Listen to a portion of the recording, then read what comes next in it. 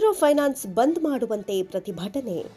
Gudibande ದಗಾಕೋರ micro finance ಸಂಸ್ಥೆಗಳನ್ನು ಕೂಡಲೇ ಬಂದ್ ಮಾಡುವಂತೆ ಒತ್ತಾಯಿಸಿ ತಾಲೂಕು ಜನವಾದಿ ಮಹಿಳಾ ಸಂಘಟನೆ ಹಾಗೂ ಸಿಪಿಎಂ ಮುಖಂಡರು ಬುಧವಾರ ತಾಲೂಕು ಕಚೇರಿ ಮುಂದೆ ಪ್ರತಿಭಟಿಸಿ ರಾಜ್ಯ ಸರ್ಕಾರಕ್ಕೆ ಕಳುಹಿಸುವಂತೆ ಗ್ರೇಡ್ 2 ತಹಶೀಲ್ದಾರ್ ತುಳಸಿರವರಿಗೆ ಮನವಿ ಪತ್ರ ಸಲ್ಲಿಸಿದರು. ಈ ವೇಳೆ ಜನವಾದಿ ಮಹಿಳಾ ಸಂಘಟನೆಯ ತಾಲೂಕು ಕಾರ್ಯದರ್ಶಿ ಭಾಗ್ಯಲಕ್ಷ್ಮಿ ಮಾತನಾಡಿ, ಮೈಕ್ರೋ ಫೈನಾನ್ಸ್ ಸಂಸ್ಥೆಗಳು ಸಾಮಾನ್ಯ ಜನರಿಂದ ಕಿರುಕುಳ ನೀಡಿ ಬಲವಂತವಾಗಿ ಸಾಲ ವಸೂಲಾತಿ ಮಾಡುತ್ತಿದ್ದು, ಇದರಿಂದ ಕಿರುಕುಳಕ್ಕೆ ಒಳಗಾದವರು ಆತ್ಮಹತ್ಯೆಗಳನ್ನು ಮಾಡಿಕೊಳ್ಳುತ್ತಿದ್ದು, ಅವರನ್ನೇ ನಂಬಿರುವ ಕುಟುಂಬಸ್ಥರು ಬೀದಿ ಪಾಲಾಗುತ್ತಿದ್ದಾರೆ. ಆದ್ದರಿಂದ ಮೈಕ್ರೋ ಫೈನಾನ್ಸ್ ಲೇವಾದೇವಿ ನಿಯಂತ್ರಣ ಕಾಯ್ದೆ ತಕ್ಷಣ ಜಾರಿಗೆ ತಂದು ಅಂಗೀಕಾರ ಮಾಡಬೇಕು. ರೈತರು, ಕೃಷಿ ಕೂಲಿ ಕಾರ್ಮಿಕರು, ಮಹಿಳೆಯರು ಸೇರಿ ಅಸಂಘಟಿತ ಕಾರ್ಮಿಕರು ಋಣಮುಕ್ತಿಗಾಗಿ ತಾಲೂಕು ಮಟ್ಟದಲ್ಲಿ ಋಣಮುಕ್ತಿ ಆಯೋಗವನ್ನು ಅಸ್ತಿತ್ವಕ್ಕೆ ತಂದು ಮೈಕ್ರೋ ಫೈನಾನ್ಸ್ ಸಂಸ್ಥೆಗಳ ಸಾಲವನ್ನು ಅದರ ವ್ಯಾಪ್ತಿಗೆ ಒಳಪಡಿಸಬೇಕು. ಸ್ವಸಹಾಯ ಗುಂಪುಗಳ ಸ್ವರೂಪವನ್ನು ಮೊದಲಿನಂತೆ ರಕ್ಷಿಸಿಕೊಂಡು ಪ್ರಾದೇಶಿಕ ಗ್ರಾಮೀಣ ಬ್ಯಾಂಕುಗಳು, ಜಿಲ್ಲಾ ಸಹಕಾರಿ ಬ್ಯಾಂಕುಗಳ ಬಲವರ್ಧನೆ ಮಾಡಬೇಕು.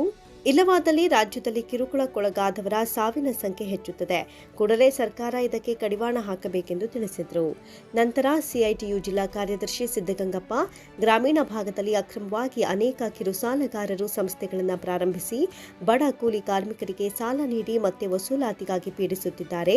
ಉದಾಹರಣೆಗೆ ಇತ್ತೀಚೆಗೆ ತಾಲೂಕಿನ ಬೇಚಿಗಾನಹಳ್ಳಿ ಗ್ರಾಮದಲ್ಲಿ ನಡೆದ ಘಟನೆ ಸಾಕ್ಷಿಯಾಗಿದೆ.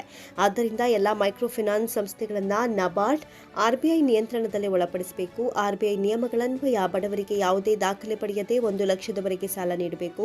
ಬಲವಂತವಾಗಿ ಸಾಲ ವಸೂಲಾತಿ ಕ್ರಮಗಳಿಗೆ ಕನಿಷ್ಠ 6 ತಿಂಗಳು ಕಡಿಮೆ ಇಲ್ಲದಂತಹ ಶಿಕ್ಷೆ ಮತ್ತು ಕನಿಷ್ಠ 10,000 ರೂಪಾಯಿನಿಂದ 10 ಲಕ್ಷದವರೆಗೆ ದಂಡ ವಿಧಿಸಬೇಕು ಅಂತ ಒತ್ತಾಯಿಸಿದರು.